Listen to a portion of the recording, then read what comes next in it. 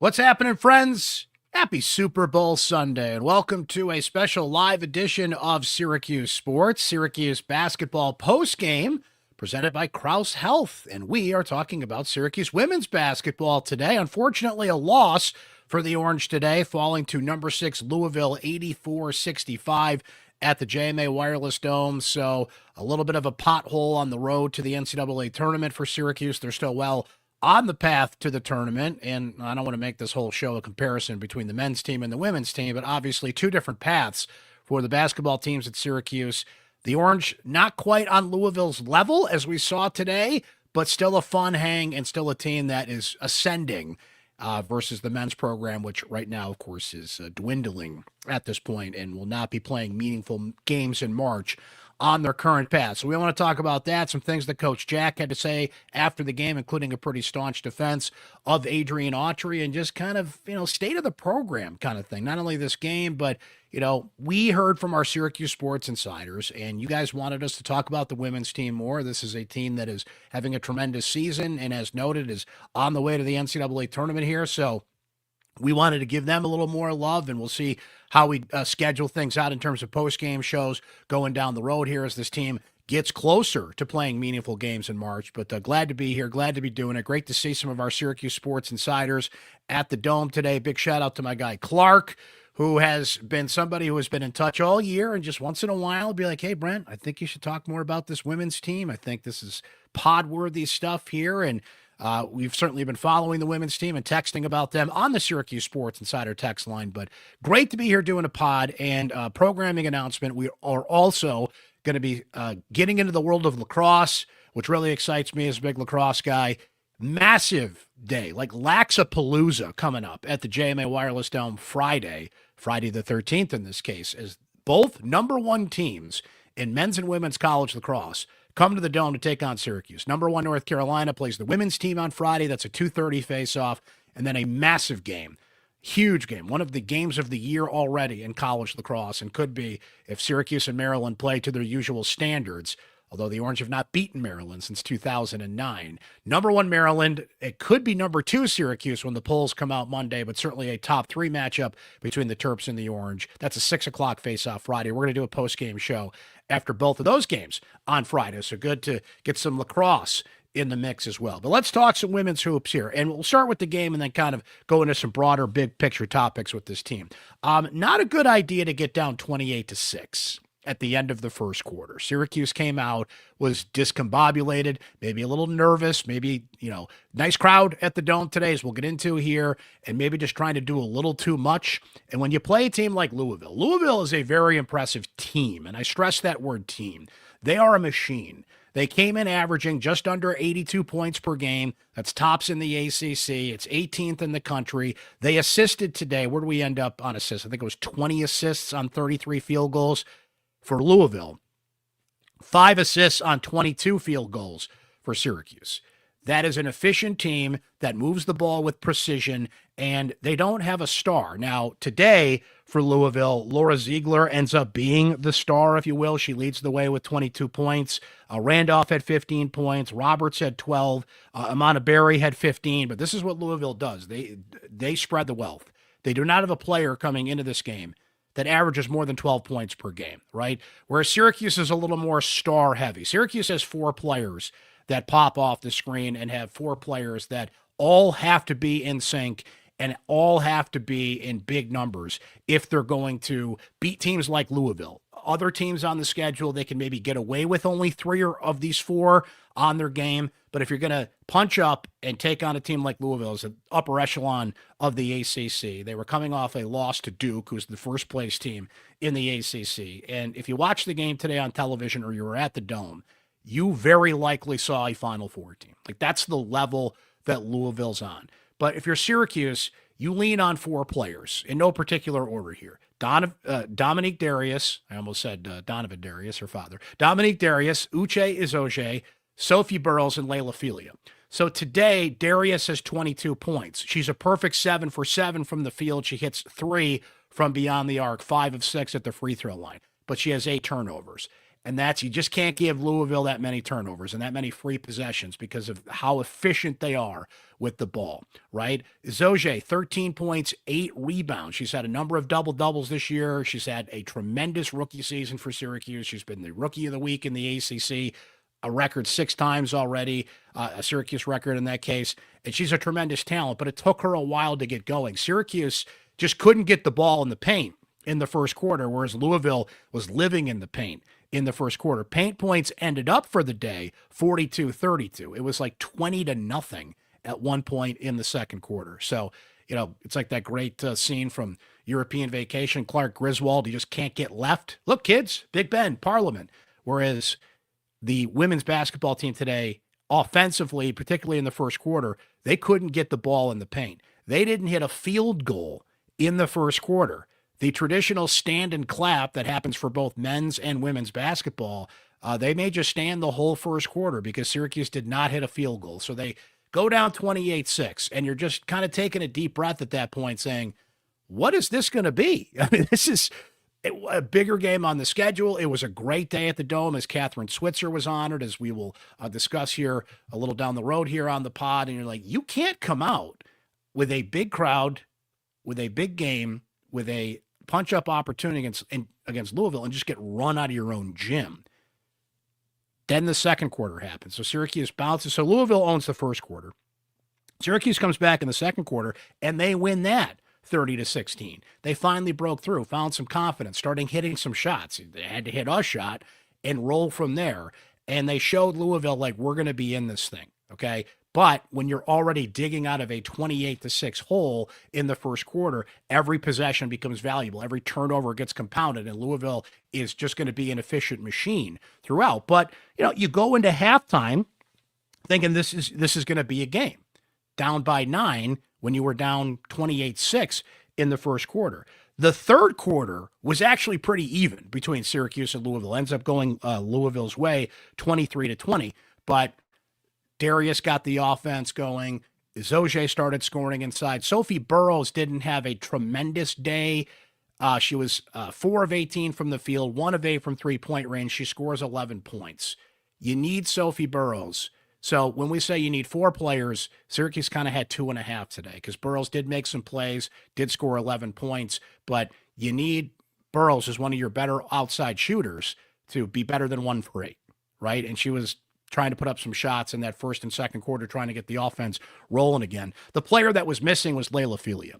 So Layla Filia today, just 5 points, 2 of 9 shooting. She was 0 for 3 from three-point range, played 28 minutes in this game. She didn't start the second half, which was interesting, and Coach Jack just mixed up the lineups a little bit here. So, as we said, Louisville doesn't really have a star. Ziegler's probably the closest thing they have to it, but they have Ziegler at 22, Randolph at 15, Roberts at 12, Barry at 15, balanced scoring around. They had a total of, 8 players that scored? 1, 2, 3, 4, 5, 6. They had 9 players score. Syracuse, it's so top-heavy with those 4 players. Darius scores. Izoje got going. Burrows ends up with 11, but the numbers aren't great, and Layla Filia didn't shoot well. You need all 4 of those players on their game if they're going to punch up and play well against the Louisville. But I'll tell you, the vibe is just different at these games, right?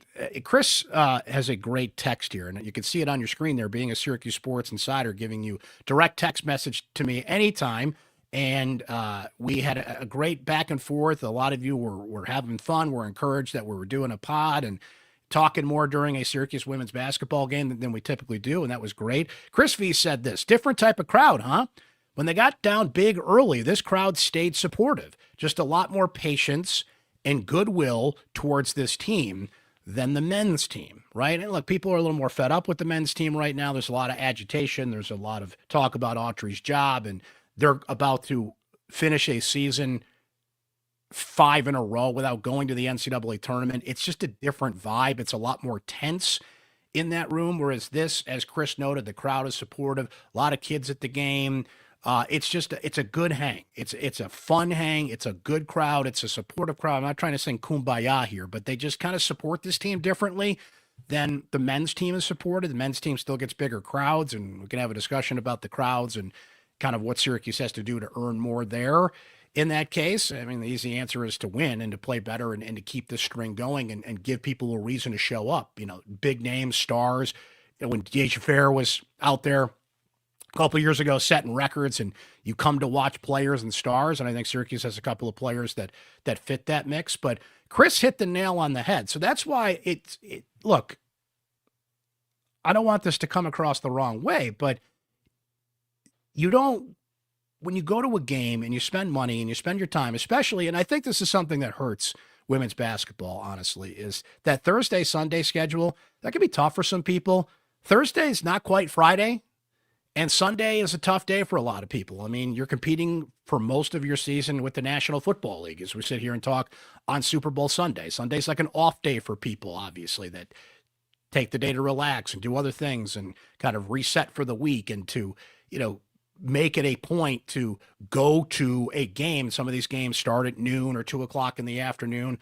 That's a tough habit to get people to get into, to break what their daily routines are and be like, I'm going to put this women's basketball team on my radar and go do that, as opposed to whatever you do on Sunday. Go to Costco, go to Wegmans, watch football or relax, or your kids have games and activities and people have lives that, Sunday is a special day for a lot of people to do a number of things. So you've got to kind of get in front of people and get them to break that habit. And Thursday, like I said, it's not quite Friday. Thursday can be a good day, especially when there's an interesting game. And some people are like, we'll take a long weekend, or tomorrow's Friday, I got a light work day, and you can work it into your schedule. But Thursday, Sunday is odd. And look, you only have so much time and money to invest in everything. Right. So you can follow the teams, you can watch the games, but when it comes to actually taking that next step and going, women's basketball, it's tougher for them to draw that typical crowd that will put aside time and money to go to a football game, will go to a basketball game. And I don't use the word deserves lightly, but this is a team that has at least earned your attention by the way that they play. They're ascending, they're close, but today was a good example of just how much more work they have to go and what they have to do to beat teams like Louisville. So it was encouraging that they did bounce back in the second and third quarter and part of the fourth quarter. Louisville kind of bookended this game and won the fourth quarter 17-9 because, again, their offense is just so efficient. But you need to see these type of teams to see what it takes to be on their level. And the interesting thing with Syracuse, and Coach Jack was asked about it again in the post-game press conference. We sent a little more resources to this game than we normally do. Justin Gershon has been covering the team terrifically for us all season long, and us being syracuse.com. There, Chris Carlson and I showed up. Frankly, it's the first game I covered this year, just for reasons, scheduling things and a lot of stuff going on, but I wanted to make sure to be at a big game, and this was a big day, and kind of take it in for myself and get that feel and that vibe at the Dome today. And look, there are some people that get what it means to be sitting in front of a microphone like this in the sense of a press conference and taking advantage of that opportunity. And what Coach Jack has to do beyond the X's and O's is sell her program and sell why people should give more NIL money or come to more games or whatever the case may be. She fully understands the CEO role that she is in. She is the CEO of Syracuse women's basketball. And Coach Jack is somebody that you sit in a room with her for 10 minutes and you will do whatever she asks you to do. She motivates people. She is Syracuse through and through, not only Syracuse University, but she grew up here. And she cited that in talking about some things that she remembers about when Syracuse was successful. And she's seen it, been there, done that, lived it, and breathed it, right? She also took that opportunity to staunchly defend Adrian Autry in the Syracuse men's basketball program and taking shots at those that she took particular aim at social media and some of the negativity that's on social media about the men's team. What were some of the things she said? Press send with positivity. What you tweet is who you are.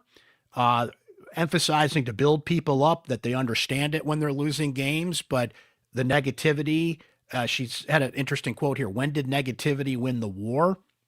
And look, that's Coach Jack. She has a way of philosophizing and saying things that make sense. Now, Look, the men's team is going through it right now. It's a major Division I ACC program that is going to miss the tournament for the fifth straight year, by all accounts here, barring a miracle, and that's big-time college athletics. These players are paid now. The coaches are paid well, and people are going to have opinions about these things. Social media, to steal a line from Star Wars, can be a wretched hive of scum and villainy. We all understand that. It's a necessary evil in a lot of ways, and it could just really drag you down if you get lost in the algorithm. I think she makes a lot of fair points there, but fans need a place to express themselves. If that's social media, if that's on a show like this, which we're always welcome from our Syracuse Sports Insiders. And frankly, it makes me thankful for our Syracuse Sports Insider community because I've gotten to know a number of you. I've met a number of you, and it's just the temperature comes down. You guys offer such terrific insight. It's measured insight. It's intelligent. It's certainly passionate. Nobody holds back on that text line, but social media, like, you don't even know who you're talking to anymore. It could be some bot in China or something that's arguing with you about, politics or sports or whatever the case may be. The text line, just that's why I love it. These are real people signing up to talk to me and the back and forth and that community that we have. So pardon the pitch here for the Syracuse Sports Insider text line, but if you want to be a part of something real and a great community of passionate Syracuse fans, then, hey, come hang, join us. Be a part of the Syracuse Sports Insider Club. We're going to hear from our Syracuse Sports Insiders coming up here. So Coach Jack also was asked at the press conference about, what it's going to take to get on a level that Louisville is there. And I think she was very measured and pointed in what it's going to take in terms of NIL money and an investment from the community to be there. And she has expressed a number of times, like, I put in the time, I put skin in the game. I'm from here. You know me. You can believe in me. What she's doing basketball-wise, I mean, to go out and find in Isoje and bring her in just practically out of nowhere, right? Not a highly recruited player, not like the traditional five-star incoming thing. By the way, number one recruit in the country visited Syracuse today. And let me pull it up here and give you some information on this young woman that was here. But for Syracuse, now, you'd prefer that the number one recruit in the country does not come when it's -4 degrees out, especially one that's from California. But hey, kid, this is the real Syracuse. You're going to come here. You're going to experience days like this. But for Syracuse basketball to be on the radar and get the number one recruit in the country, her name is Kalina Smith. Now, this is for the class of 2027, so a couple years out, but well, it's actually next year now, right? But she's a junior, 5'6" point guard. She's the top prospect in the class of 27. Her nickname is Special K. California Gatorade State Player of the Year as a sophomore last year. She averaged 23 points, 8 assists, and just under 5 steals per game. You've got the number one recruit in the country that put Syracuse on their list for an official visit. Now, unfortunately, that the win didn't come through there, but she got a sense of the atmosphere and the crowd and what Coach Jack is like. And she's got to be sitting there thinking, I could be that player that gets Syracuse on the level to beat a Louisville, to run with a Duke, to be in the top half of the ACC. Hopefully, that's the message you can send to a player like that. You can be the difference here, because in basketball, if you get somebody to invest, quite literally in this case, and you get somebody that wants to be on the ascension of what Coach Jack is doing here, right, and be responsible for landing a player like Smith. Or, see, in basketball, it takes one player, 2 players, and you're in business. Syracuse has a solid core 4, as we mentioned, but if they had just 1 or 2 more players that are on that level, now you can run with a Louisville. Now you can run with a Duke. Now you can beat a team like that, especially at home. Again, don't come out and get down 28-6 in the first quarter, but that's all it takes is that one extra player. So if Syracuse continues on this path, and now right now, they're on a path to be like an 8 or a 9 seed in the tournament, according to Charlie Cream, who is the Joe Lenardi of women's bracketology. So you're playing a 1 seed. They're not going to play UConn again, are they? Syracuse just seems to run into UConn, it seems. Final Four tournament a couple of years ago.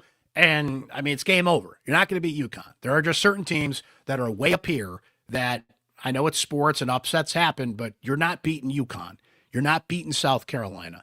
Duke is a tough team to beat. This team today that you played, you ran with them for a while, but still they're on a different level than you are. So the good news is that Syracuse is on a path to make the tournament. The bad news is if it's an 8 or a 9, you're playing UConn or South Carolina or Tennessee or, just one of these juggernauts in the second round. And remember, in the women's game, they're home sites. These are not all neutral sites until you get a little further down the road in the tournament. So that's the bad news of, hey, we made the tournament, but you see UConn's in the bracket. But you can only, it's like Judge Smales in Caddyshack. How do you measure yourself against other golfers? By height. Syracuse can only measure itself, and Coach Jack can only measure the situation and send the message of what they need by playing teams like this and coming out of it saying, okay, here's why we're just short of where a Louisville is, where a Duke is, they played Michigan earlier this year. High-level programs. And what we need is one more player to get there. And we have the number one player in the country visiting today. We get her, we're beating Louisville next year. But in order to get her and whatever's in the portal next year, we need X amount of dollars. So if you're somebody who is on the level that can donate money to Syracuse and help the program, you've got some choices to make. Football is obviously going to vacuum up a lot of that money. Men's basketball is still on that level. And look, they are heading for a coaching change. And then the question becomes, how much do you invest? Who do you invest in? If you go outside the program, and I'm just going to throw a name out there for example, because he's a hot candidate, you get a Josh Schertz from St. Louis. You're going to have to spend money to get him. He's going to want a staff. He's going to want an NIL budget. And if you're really serious about turning this thing around, you got to spend more money on top of what you're spending now. So that could change the vibe of what men's basketball is, and maybe people will be more inclined to invest in that just given the history and the tradition there. Women's basketball sitting right there as kind of the third sport that you can invest in. Certainly the lacrosse programs have a lot of success. Soccer has won a national championship in recent years, but excuse me, in terms of NIL money and all that, they're right there.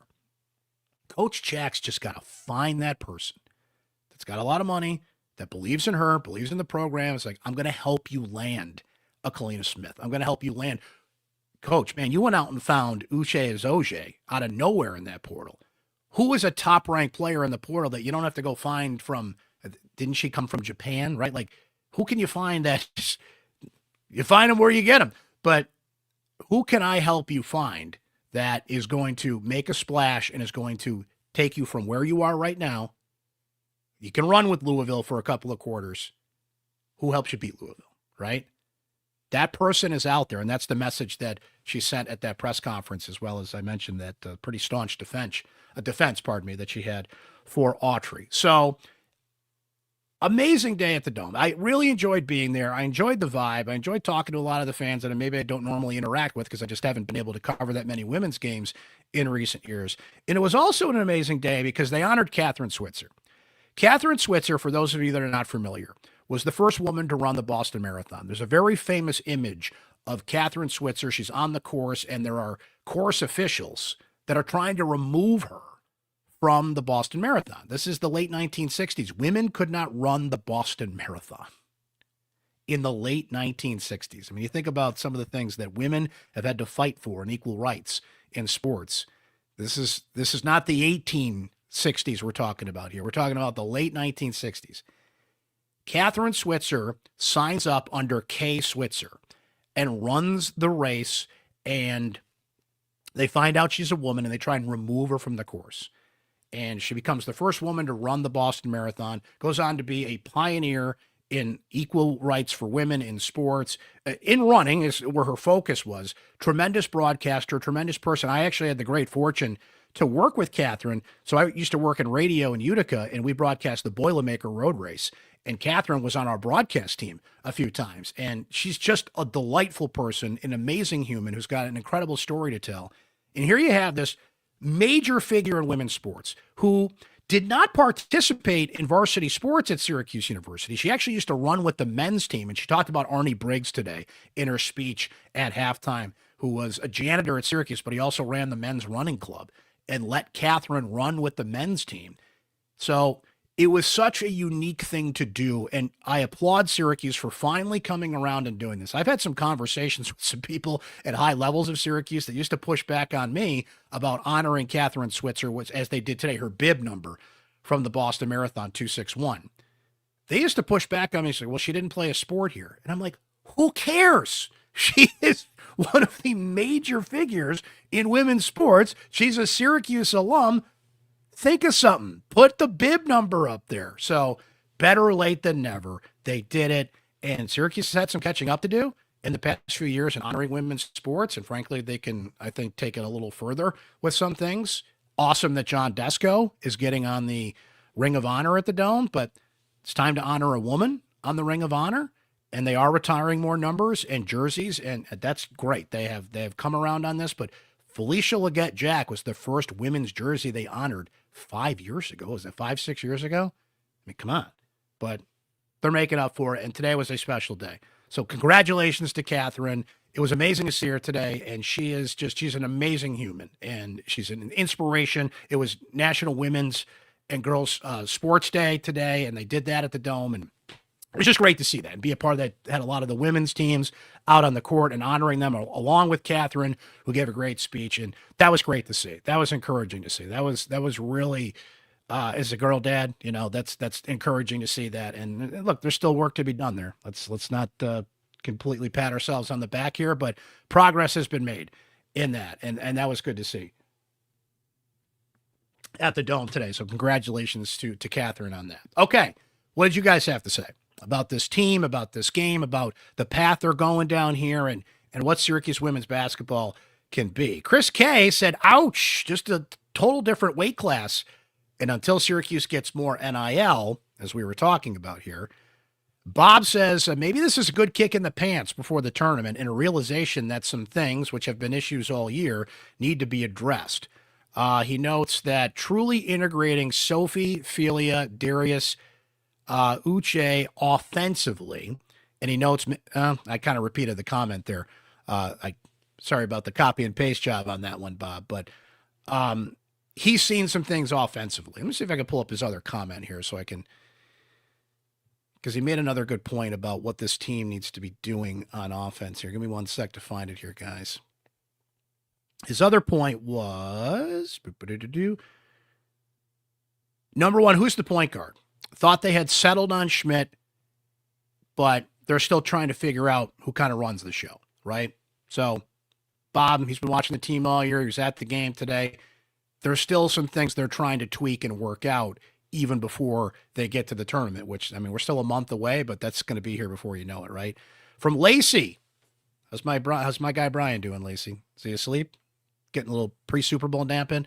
Quarter 2 and 3 were what I expected to see between these two teams. And she's in Louisville. She knows. She watches this team a lot. Louisville's women's squad consistently plays well in the paint, and Syracuse seemed to adjust to that in the second quarter. And she notes, I want to say that this was a decent effort against a tough team, but Syracuse has the whereabouts to have a better game than this, even against Louisville. They were really off today.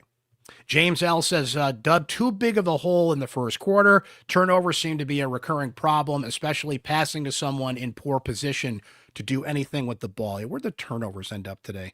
Both teams at 21 points off turnovers, Louisville at 19, Syracuse at 15. But the timing of some of the Syracuse turnovers, particularly in the first quarter when they went 0 of 13 shooting the ball, that's, as you noted, James, it's just going to put you in a hole that's so hard to get out of. But, as he notes, great hustle throughout, fierce competitors, looking forward to see what they can do going forward. Certainly a lot more to look forward to than on the men's side right now. From my guy Frankie S., who says, was that old Mike Tyson line, everybody has a plan until they get punched in the mouth? Louisville struck the proverbial knockout blow early and sent Syracuse chasing points the rest of the game. And he says there's still a slight gap between Syracuse and the top three programs in the league, which is right. But they're not at the bottom of the league. It is a hell of a bounce back from last year, reset, hit the portal, bring in some players. They're still a player or two away, as we saw, who could have been sitting courtside today as the number one recruit in the country. We'll see. But the overall vibe around this whole thing just feels a lot better than the men's side. And the men's side can change that with a coaching change, with the right hire. but we're still a year away from even knowing what that looks like. We know who Coach Jack is, what she's doing. Stock up on this thing, and you got to win games like this. You've got to have those marquee moments that show, like, oh, wait a minute, hold on. You didn't just run with Louisville, you beat Louisville. You didn't just run with Duke, you beat Duke, right? You've got to draw those lines in the sand and show true progress, which they have in many other ways, but you also can get humbled once in a while, as some of our great commenters and texters said there. So that was kind of the deal. That was the day at the Dome. If Syracuse had not come out and dug themselves a 28-6 first quarter hole, maybe we're having a different conversation here about how this game went, but that's a credit to Louisville. That team is fun to watch. They're a machine. They are efficient. And, if you're Syracuse, per what Bob was saying about the point guard, I know this kind of sounds like talking about the men's team, but moving the ball, efficiency, when you have 5 assists on 22 field goals, not the best. Louisville shows you what crisp, efficient ball movement can do. That's a true team that doesn't have anybody averaging more than 12 points per game, right? And not everybody can do that. They can do that at Louisville. They can recruit that way. They can bring in Jeff Waltz has done a hell of a job at Louisville. They have been consistently in the tournament. They've not won a national championship yet, but they are on the brink. They are right there. And he's shown what you can do when you have those resources. Syracuse isn't quite there yet, but if Coach Jack keeps sending messages like this, all it takes is one. I shouldn't say one. You'll take as many as you can, but if you can get your big-time donor, fill in the blank name here, to be the person behind Syracuse women's basketball that can ascend them beyond where they are now. That's kind of what they're looking for, right? But today, they lost to Louisville, and they will get back at it Thursday. They're at Pittsburgh. It's a 6 o'clock tip. I'm not sure if we're doing postgame for that one or not. We'll kind of keep an eye on things and keep going throughout the year here. But programming note, we will be doing our normal Syracuse men's basketball postgame after Wednesday's home matchup against Cal. And we've got a big-time Laxapalooza matchup Friday at the Dome. Number 1 North Carolina takes on the Syracuse women's lacrosse team. Number 1 Maryland, and a top 3 Syracuse men's team. Huge lacrosse day. We will be doing a lacrosse postgame show Friday night. We're going to get into the rhythm of doing some consistent lacrosse postgame shows as well. There's some conflicts with basketball and some things coming up. So stay tuned. Being a Syracuse Sports Insider, we'll keep you locked into that. So lock in on that, and we'll keep you updated as we go. Thank you for listening today. Oh, you know what? Before we go, I almost forgot. Our guy, the master of the voicemail. If you're a Syracuse Sports Insider, you get access to our secret voicemail line. And our guy, Not That Jim B, yep, he was watching women's hoops today. What do you have to say about this one? Hey, Brent, Not That Jim B. Tough loss today, but in comparison to, like, the men's team, you don't feel hopeless about this team. Like, you're not disappointed that they lost by 20. I mean, obviously Louisville got shot out of a gun at the beginning of the game. But Cuse really battled back. The players are exciting. You gotta love Coach Jack. Brings a lot of energy. She's working the reps. She's, excited with her players. And you kind of look at that difference between, this team, this women's team, and the men's team. It's like a night and day difference. I think this team is going to be dangerous come March. They played with Louisville. Louisville's the number 6 team in the country. And other than you take away that first quarter, Syracuse played with them and handled them. I think they're going to do well. I think people should keep eyes on this team, and they're going to be playing meaningful games in March. They are, and I think what they need to do, thank you, Jim B, as always, Not That Jim B, of course, is, and I'm just pulling up Charlie Cream's bracketology here, they've got to get a higher seed. Because if you're an 8 or a 9, you're going to bow out playing a number 1 seed, right? So Syracuse right now, this is Charlie Cream's latest bracketology, and this was put out before today's game, so we'll see if they slide up or down based on the results today. And we're still a month from the tournament, so a lot can change between here and now. But this is when you really lock in on bracketology. Follow this stuff, the net rankings, like you can track this stuff daily here. So right now, Syracuse, they play Well, first of all, they play USC as an 8-9 game. Now, Juju Watkins is out this year. But so right now, Charlie's got them in Storrs, Connecticut, playing USC. UConn's the number 1 seed in that bracket. So USC, with or without Juju Watkins, tough hang. Then you play UConn, right? So what Syracuse has to try to do is move its way up to like let's just say you're a 6 seed. I'm not saying it's that much easier, but if you're a 6 seed, Syracuse would be playing an 11 seed Gonzaga, and then they play either TCU or NC State. That's an easier path to getting into the Sweet 16 and advancing in the tournament and getting people really behind this thing in March Madness, as opposed to, oh, hey, UConn, right? So that's kind of their mission should they choose to accept it. The rest of the way here is to get a higher seed. But we'll be talking plenty more about this as we go. Thanks for hanging today. Please subscribe. If you can't watch the live shows, if you are subscribed on YouTube, Spotify, Apple, wherever you get your podcast, then you can watch and listen on demand when you want. We always put a post up on syracuse.com as well, and we'll do that for these pods. So you have plenty of opportunity to listen and watch when you want, but you got to be subscribed. You don't have to be, but it certainly helps to be subscribed.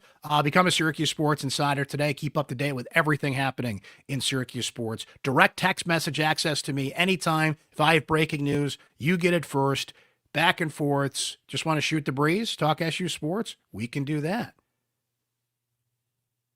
It's all part of being a Syracuse Sports Insider and the amazing experience that continues to be. Sign up today. Info is right there on your screen on how you can do that. It's just $3.99 a month, by the way, to be a Syracuse Sports Insider. But that is going to do it for this edition of Syracuse Sports Live, Syracuse Basketball Postgame. The Orange lose to Louisville, 84-65, your final from the JMA Wireless Dome. Enjoy Super Bowl Sunday, everybody. We'll talk to you again Wednesday night after the Orange take on Cal in men's basketball, and then Friday, Laxapalooza. Get ready for that one, too.